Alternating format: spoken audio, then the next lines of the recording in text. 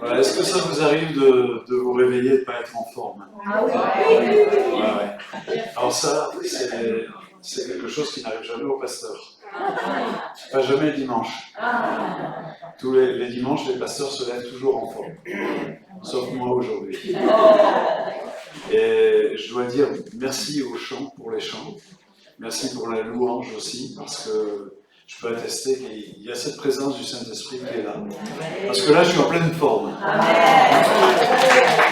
Et on va partager ensemble la parole de Dieu. Merci aux techniciens. Alors, j'espère que ça va aller, là, ce coup-ci. Ouais. On vit une époque qui est vraiment particulière et à chaque fois on dit ça. Et puis quelques temps après, on se dit mais l'époque qu'on vit est encore plus particulière que celle qu'on a vécue et on a l'impression qu'il y a une grosse accélération à un niveau mondial. Et quand on cherche dans la Bible des explications sur ça, et ce matin ça va être un peu notre sujet, il y a toujours une parole qui m'étonne, c'est quand l'apôtre Paul il parle de ces choses-là, il dit exhortez-vous, c'est-à-dire encouragez-vous avec ces paroles. Vous voyez, nous on est dans un monde où il y a des gens qui ne veulent même plus regarder les informations parce que ça leur plombe le moral. Vous avez déjà rencontré des personnes. Moi, je ne veux plus écouter les infos. Et c'est vrai qu'on est bassiné. Il y a même des chaînes de télévision continues du matin au soir, du soir au matin. Mais quand l'apôtre Paul parle aux chrétiens de ces choses-là, il dit encouragez-vous avec ça. Il dit même ailleurs consolez-vous avec ces paroles. Pourquoi ? Bien sûr, nous ne fermons pas les yeux sur tout ce qui se passe, mais nous savons que ça annonce quelque chose, le retour de Jésus. Vous croyez que Jésus revient ? Vous croyez qu'il revient bientôt ? Vous croyez qu'il est à la porte et qu'il frappe ? C'est écrit dans sa parole et nous voulons partager ça et j'ai choisi ce texte qui est la parabole des 10 vierges. Le royaume des cieux sera semblable à 10 vierges qui, ayant pris leur lampe, allèrent à la rencontre de l'époux. 5 d'entre elles étaient folles et 5 étaient sages. Les folles, en prenant leur lampe, ne prirent point d'huile avec elles, mais les sages prirent avec leur lampe de l'huile dans des vases. Comme l'époux tardait, toutes s'assoupirent et s'endormirent. Au milieu de la nuit, on cria « Voici l'époux, allez à sa rencontre !» Alors toutes ces vierges se réveillèrent et préparèrent leurs lampes. Les folles dirent aux sages « Donnez-nous de votre huile, nos lampes s'éteignent. » Les sages répondirent « Non, il n'y en aurait pas assez pour nous et pour vous. Allez plutôt chez ceux qui en vendent et achetez-en pour vous. » Pendant qu'elles allaient en acheter, l'époux arriva. Celles qui étaient prêtes entrèrent avec lui dans la salle des noces et la porte fut fermée. Plus tard, les autres vierges vinrent et dirent « Seigneur, ouvre-nous, ouvre-nous » Mais il répondit « Je vous dis en vérité, je ne vous connais pas. » Et Jésus dit « Veillez, puisque vous ne savez ni le jour, ni l'heure. » Voilà, il y a quelque chose qui est ici une difficulté pour nous. Et encore, je me demande, c'est que Jésus parle d'un événement, la venue de l'époux. Nous savons, nous, que c'est la seconde venue de Jésus-Christ, que nous appelons son retour. Et Jésus dit que nous ne savons ni le jour ni l'heure.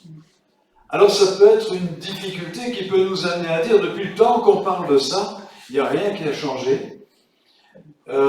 Maintenant, est-ce que ça ne serait pas davantage une difficulté si on savait le jour et l'heure ? Je ne vais pas m'étendre là-dessus, mais réfléchissez, si par exemple je vous disais c'est le 25 novembre 2027, comment est-ce que vous mèneriez votre vie ? Comment est-ce que je mènerais ma vie ? Un autre commentaire ici aussi, c'est ces vierges folles et ces vierges sages. C'est curieux, parce qu'il est dit que les deux se sont assoupis et endormis. Tout le monde s'est endormi dans cette affaire-là.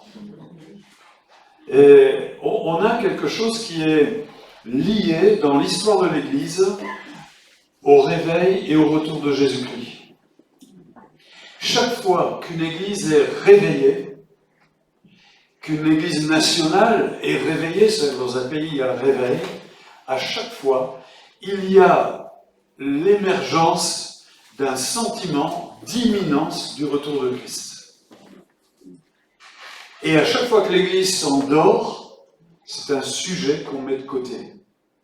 C'est un sujet qu'on oublie. Dans les paroles des chants, dans les dons spirituels, dans les prédications, dans les messages, dans les lectures, dans les livres. Mais quand il y a le réveil, alors cette imminence du retour est là.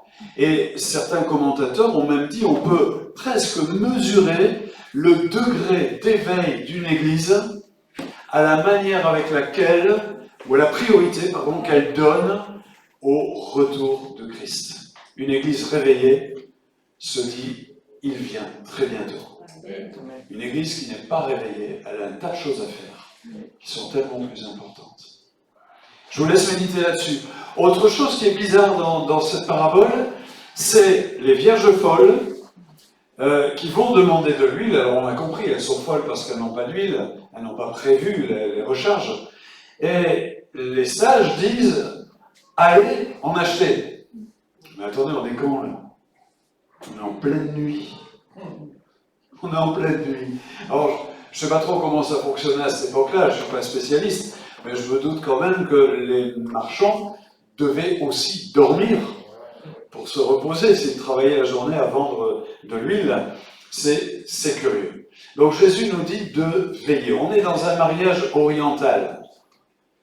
C'est-à-dire que l'époux va venir chercher sa fiancée pendant la nuit, et les amis de la fiancée vont aller à la rencontre de l'époux et l'accompagner jusque chez la fiancée. Ensuite, l'époux prend la fiancée, il l'emmène chez lui, et ensuite il y a un banquet, et les amis accompagnent le couple et participent au banquet de noces. Alors ce banquet de noces, je ne sais pas si vous avez des mariages en préparation. C'est une famille qui a des mariages en préparation. En général, bon, il faut un petit peu sortir le chéquier, hein. Et là, ça durait jusqu'à 15 jours. Waouh! Et c'est pour ça que dans les noces de Cana, il y a eu un bug au niveau du calcul des quantités. Ils se sont retrouvés sans vin et que là, Jésus a fait son premier miracle. Il y a 3 choses à savoir. On sait que l'époux va arriver.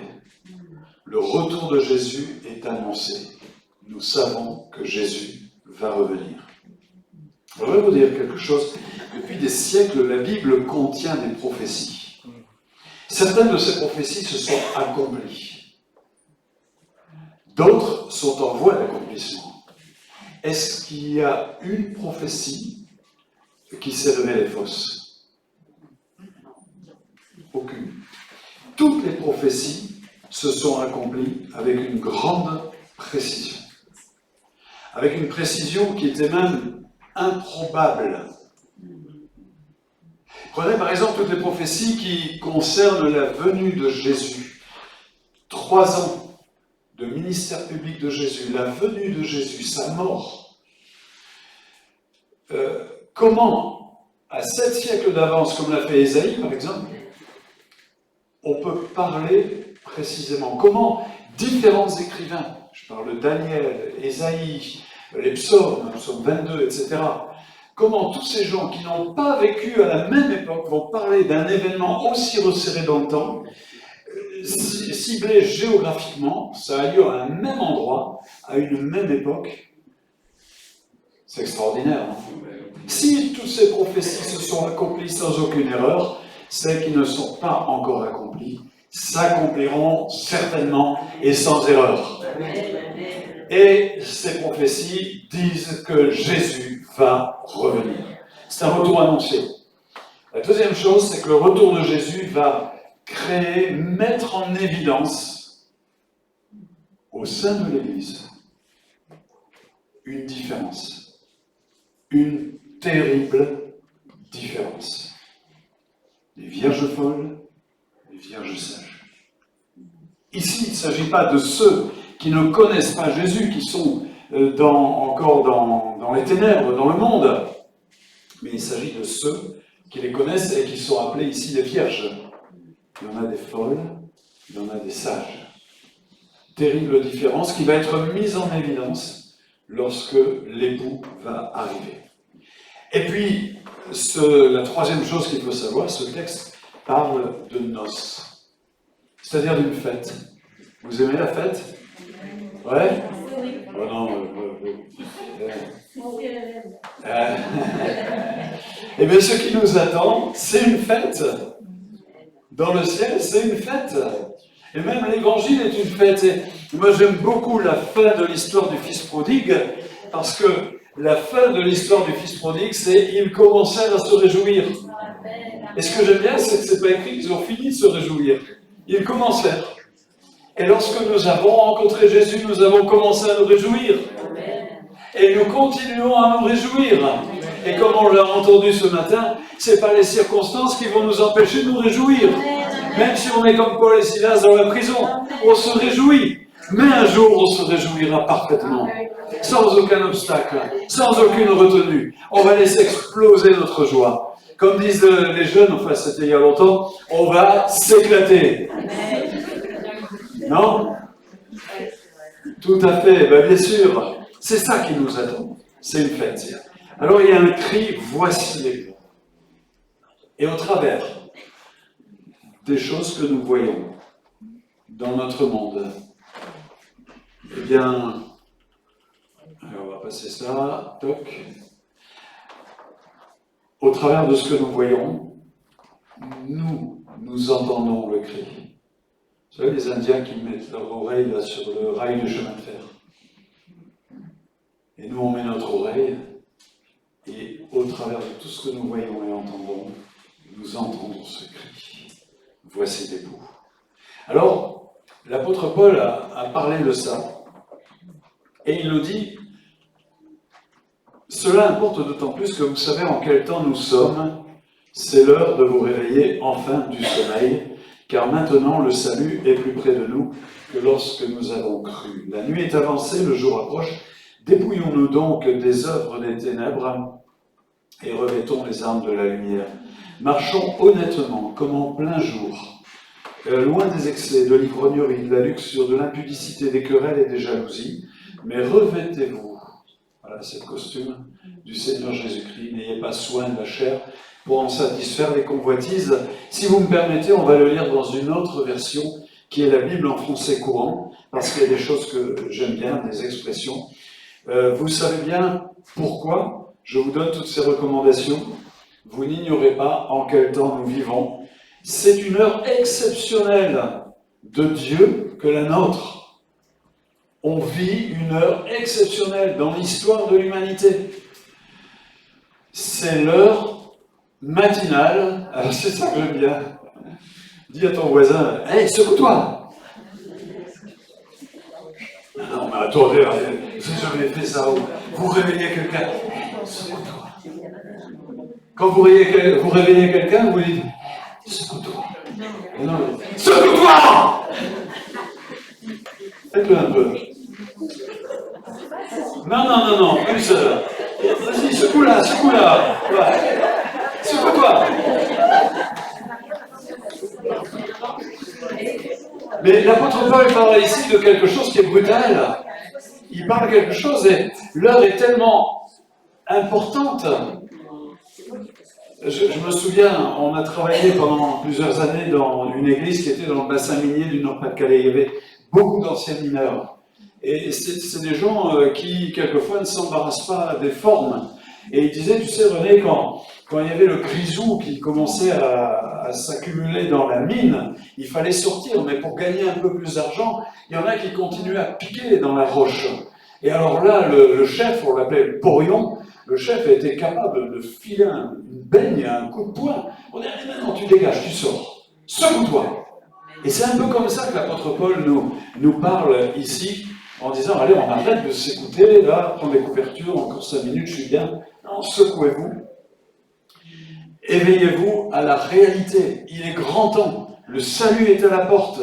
La délivrance finale est proche. Nous sommes bien plus près du but que le jour où nous sommes devenus croyants. La nuit tire à sa fin, le jour commence à poindre. Débarrassons-nous donc de tout ce qui se trafique dans les ténèbres. Saisissons les armes qu'emporte le jour et engageons-nous dans la lutte en pleine lumière.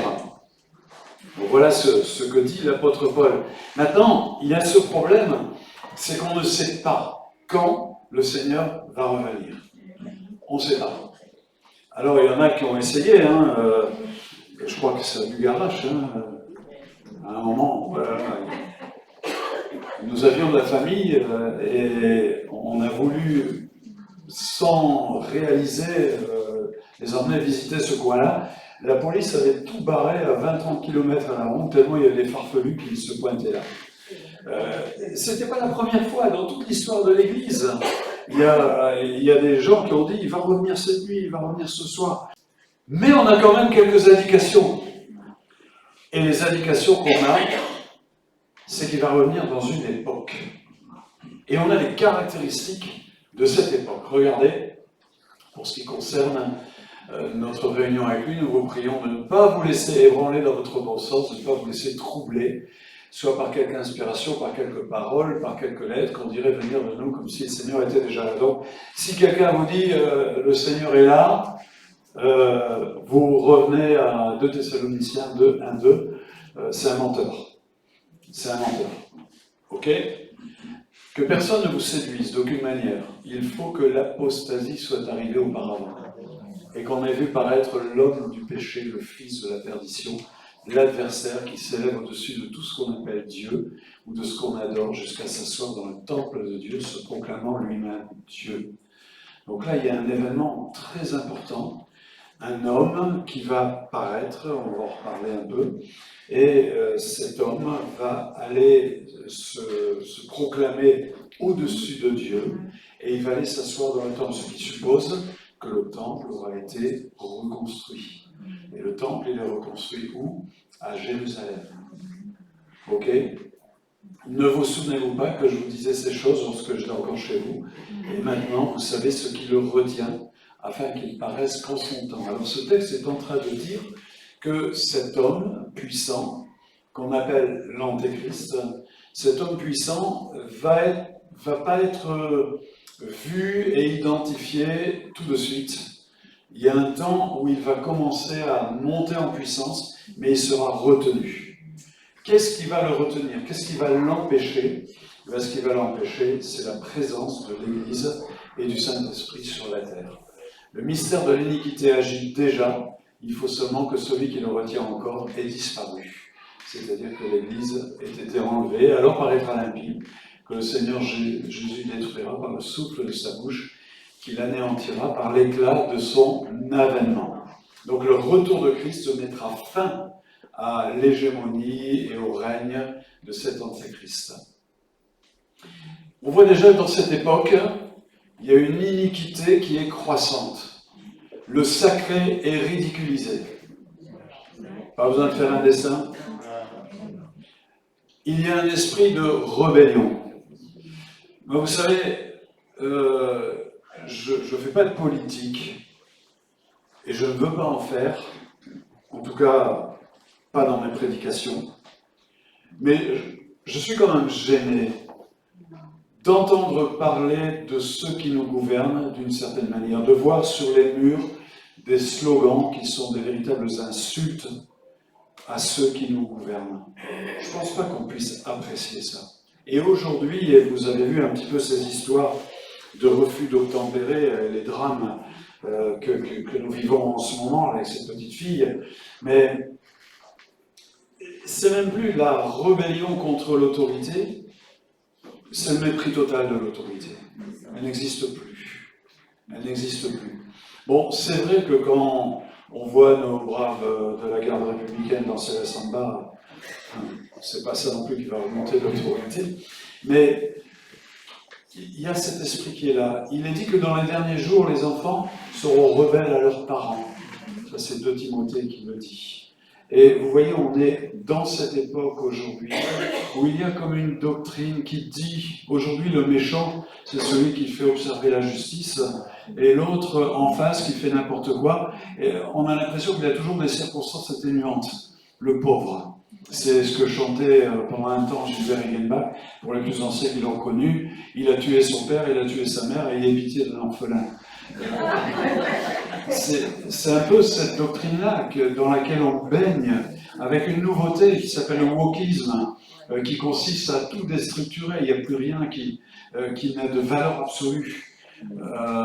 Et puis l'amour se refroidit. Alors c'est curieux parce que il y a deux choses qui suivent une courbe parallèle, montante.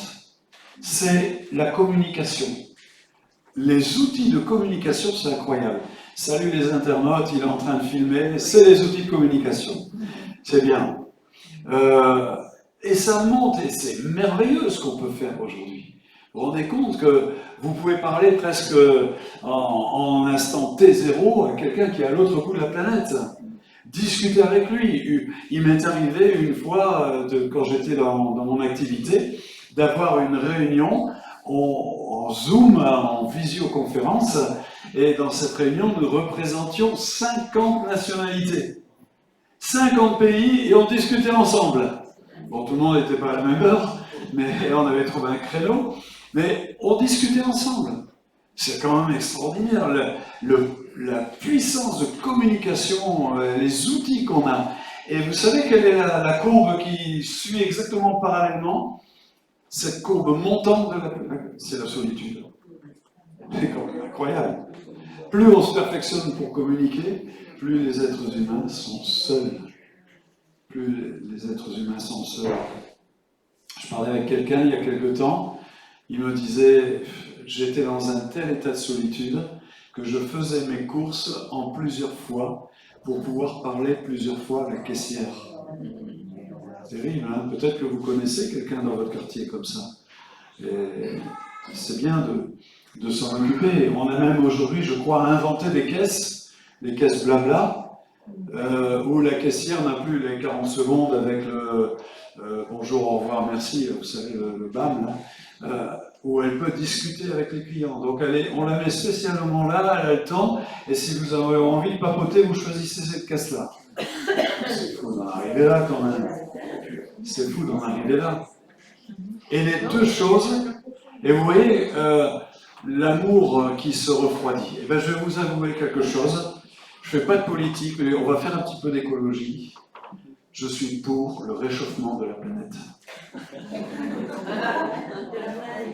Mais l'amour, je veux militer pour le réchauffement de la planète. L'amour se refroidit, c'est terrible comme constat. Et puis l'apostasie, confusion spirituelle. Confusion spirituelle, notre pauvre pays, si vous demandez ce que c'est que la fête de Pâques, vous aurez la moitié qui vous répondra c'est une fête de famille. D'autres qui vous parleront des œufs. Noël, on ne parle même plus de Jésus, il n'y en a plus que pour le Père Noël maintenant. Voilà, et puis pire que ça, on fait circuler du n'importe quoi et les gens sont prêts à croire n'importe quoi, les fakes, et puis on a des doctrines absolument bizarres qui circulent, les gens qui y croient, parce qu'on n'est pas dans une absence de spiritualité, bien au contraire. La spiritualité a le vent en poupe. Et moi, je suis malheureux de voir la difficulté des personnes à croire le message de Jésus et leur facilité à croire du grand n'importe quoi. Et c'est ce temps de confusion spirituelle, et puis aussi l'abandon des exigences morales divines. Alors, on pourrait développer là-dessus, mais quand même remarquer que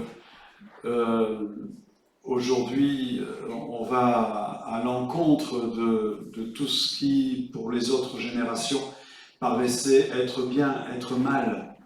Aujourd'hui, avant on disait on appelle le mal bien et on appelle le bien mal. C'est fini ça.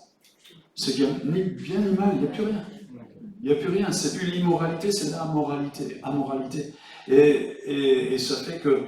Et lorsque nous, on vient ici avec nos valeurs qu'on va qualifier de traditionnelles, on dit « Ah, mais ça c'est judéo-chrétien, les valeurs chrétiennes, c'est pas bon », et pourtant, on sait que ces valeurs sont structurantes, on sait qu'elles construisent la personnalité, on sait qu'elles sécurisent l'être humain.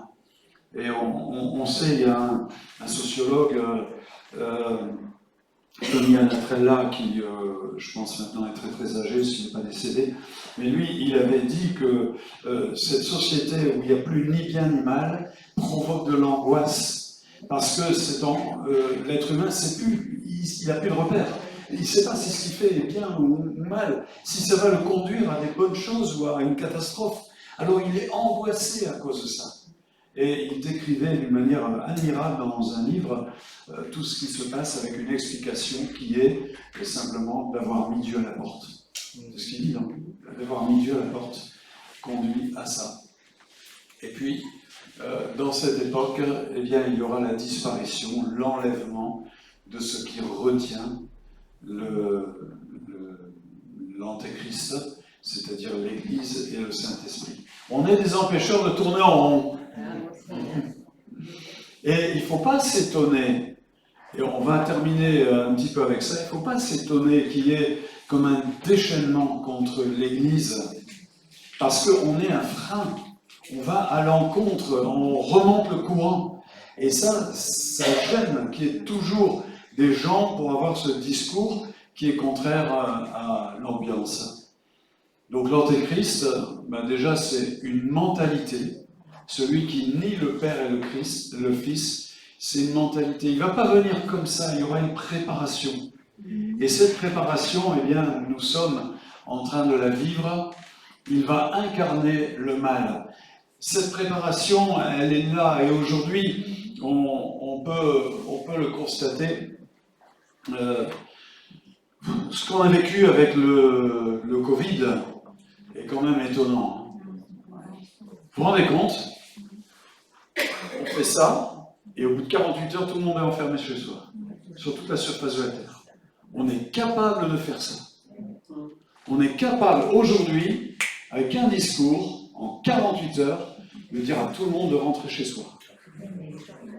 En Inde, où les maisons sont assez petites, où ils dorment tous entassés dans la maison, mais ils vivent dehors, en Inde, des policiers sont venus mettre des barres avec des cadenas pour enfermer les gens. Et les gens, ils sortaient, étaient frappés à coups de bâton. Mais partout, d'un bout à l'autre de la planète, il fallait rentrer. Covid, confinement. Vous l'avez entendu, hein ? Ce confinement. Eh bien, pour moi, c'est mon interprétation personnelle. On a eu ici droit à comme une répétition.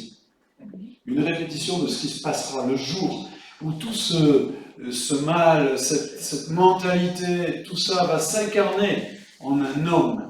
Un homme qui va représenter tout ça, ces absences de valeurs, ces valeurs renversées, ces choses apostates. Il va les incarner, et on sait aujourd'hui qu'il aura la possibilité de régner sur la terre entière. C'est possible. Et il sera même acclamé. Certains diront « Enfin, on l'attendait ». Et peut-être même, il est question de séduction. Prenez garde qu'il ne vous séduise.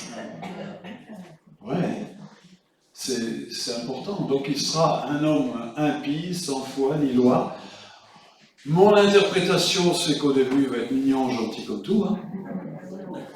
Il sera capable, il fera des prodiges, c'est écrit, Jésus l'a dit. Hein. Il fera des prodiges au point de séduire, s'il était possible, même les élus. Quoi comme prodige ? Eh bien, imaginez quelqu'un demain, il vous règle tous les problèmes de chômage, de famine, de guerre, il règle tout ça. Ben, qu'est-ce qu'on fait ? On vote pour lui. Et puis après, il se révèle. Un homme providentiel, il se révèle, et là, il saura qu'il aura les coups des franches pour affirmer ce qu'il est, parce qu'à ce moment-là, l'Église aura été enlevée.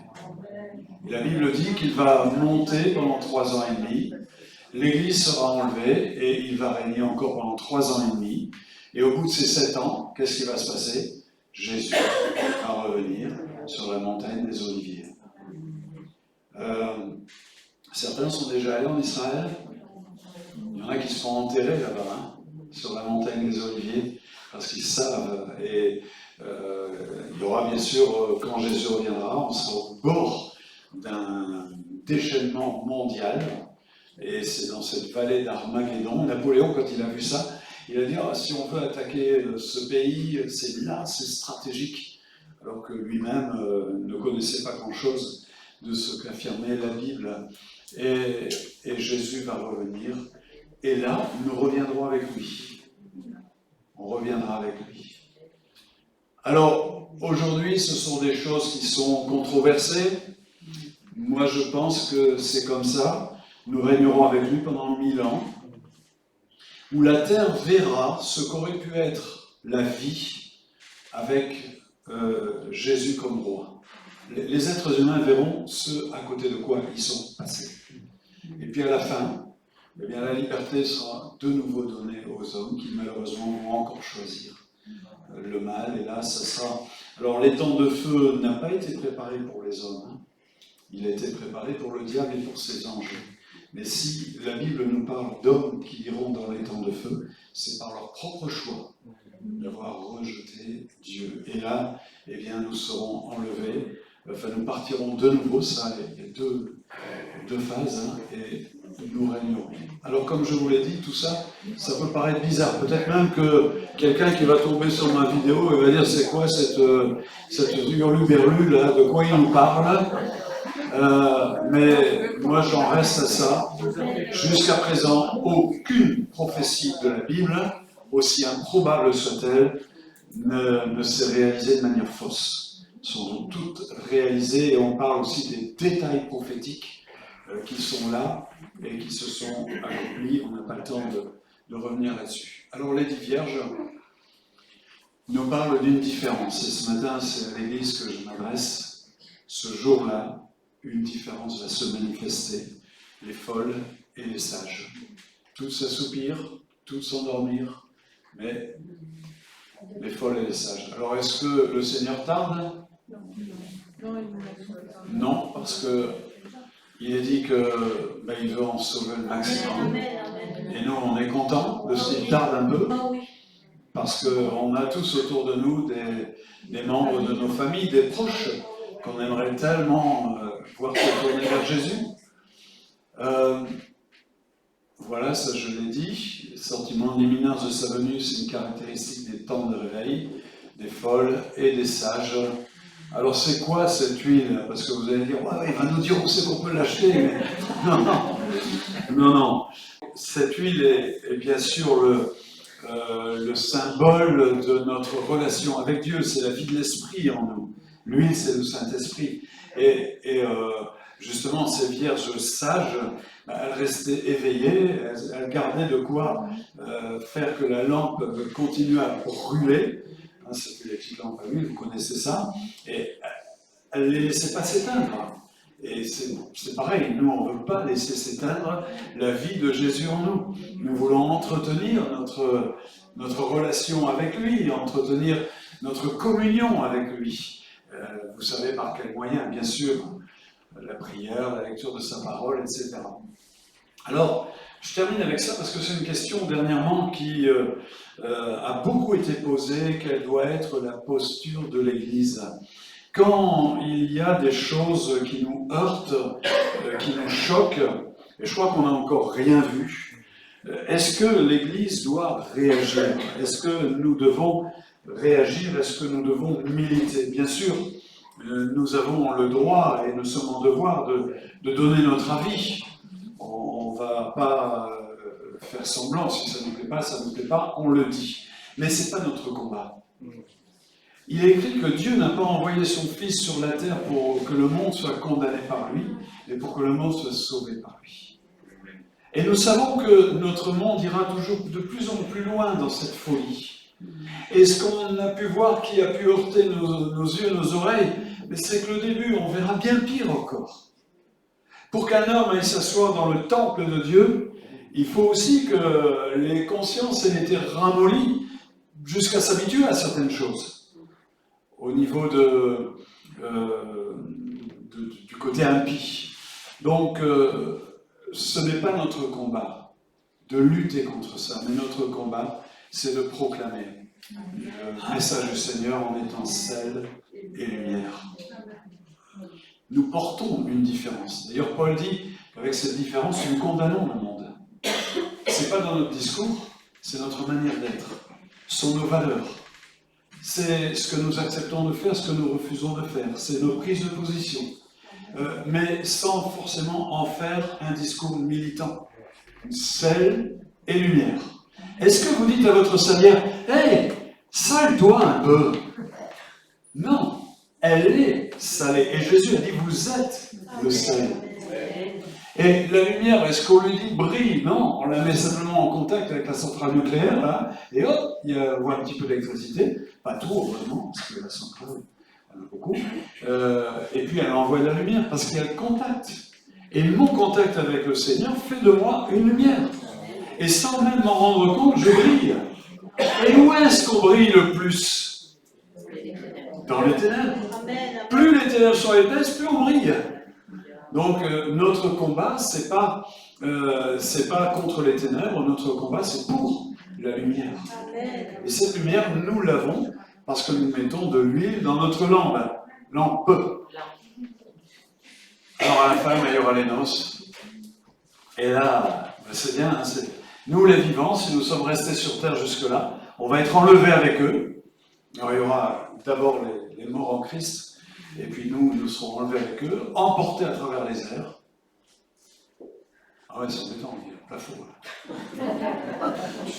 J'ai vu que vous aviez fait des travaux dans l'église, pour vous, c'est bien. Ça montre, mais il faut enlever le plafond. Hein. Alors, un toit ouvrant. Pour rencontrer le Seigneur, et nous serons unis. Elle est belle cette phrase, hein. Nous serons unis au Seigneur pour être avec lui pour l'éternité. Waouh! Il n'y aura plus BFM TV, il n'y aura plus toutes les catastrophes, il n'y aura plus les tentations, les mauvaises pensées, les frictions, les conflits, on sera avec lui. Que ces paroles soient votre réconfort, vous voyez les mauvaises nouvelles, vous mettez votre oreille sur le rail, vous dites « Ah, il y a l'époux qui arrive » et on se console par ces paroles. Encouragez-vous, fortifiez-vous mutuellement par cette perspective. Parce qu'on est du voyage. Alléluia. On est du voyage.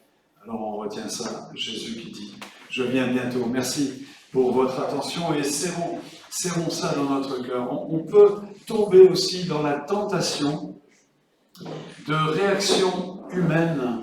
Mais si le Seigneur a laissé l'Église sur la terre, c'est pas pour mener un combat politique. Il y a des pays aujourd'hui où le christianisme a des pourcentages à 2 chiffres et il y a une tentation politique. On a même vu de ces présidents se réclamer de la foi chrétienne. Pour moi, c'est pas la raison d'être de l'Église sur la terre. Il y a des doctrines qui disent qu'il y a des sphères, on appelle ça des montagnes ou des forteresses, et qu'il faut que l'Église investisse la montagne des finances, la montagne de la culture et de l'art, la montagne de la politique, de l'éducation, etc.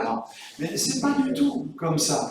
Même si on peut vouloir évangéliser dans ces domaines-là, mais vouloir s'en emparer et prendre le leadership, c'est pas ça que Jésus attend de nous. Ce qu'il attend de nous, c'est que, vous savez le vieux cantique, là, brillons, brillons bien. Qui c'est qui connaît? Toi, dans ton castor, allez, qui c'est? Levez un peu la main, que je vois les vieux, là. Mais j'aime bien ce chant. Brillons bien, toi dans ton coin sombre, et moi dans le mien. Et c'est tout simple, c'est demain au boulot, c'est dans le quartier, je brille tout simplement. Et... Comment?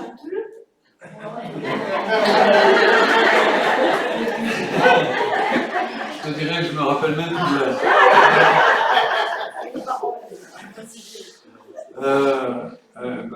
Déstabilisé. Voilà, mais faisons ça simplement. La vie chrétienne, elle est simple, elle est à vivre localement, familialement, dans l'église locale. Elle n'est pas faite de grandes choses qui sont des actes d'héroïsme. Vous savez, au ciel, il y a des grands héros qui n'auront pas leur médaille. Et il y a peut-être des petites mamies toutes discrètes qui vont arriver dans la lumière et qui auront une grande récompense. Alors soyons fidèles, veillons. Ne soyons pas des vierges folles. En pleine nuit, on ne vend pas d'huile. et ayons toujours de l'huile. Et entretenons toujours notre relation les uns avec les autres, et puis avec le Seigneur aussi.